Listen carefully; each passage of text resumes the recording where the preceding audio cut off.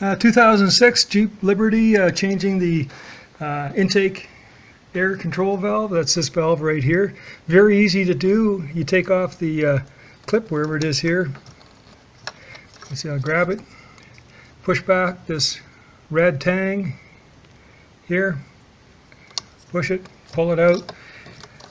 What'll be in your way will be this line here. It's a vacuum line, and it just connects up here. You just pull it off and you can pull it out of the way, and now you can get at the T20 screw. So let's see if we can see a picture of it. T20 screw is right back in here, and you can get a nice straight line. It'll be a little bit difficult, so I used a wrench on it, and right now I'm just putting it back on with a tool like that. Very easy to do. Once you get this will just pull off. I wiggled it, it was tight, so I put a screwdriver in here, a flat blade, just twisted, popped off, and I was able to clean it or replace it. Right?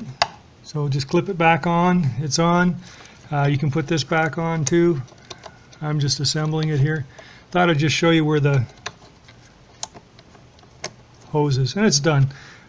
So there's no big deal to take this off and move it out of the way. Very easy to do. 3.7 liter Jeep Liberty.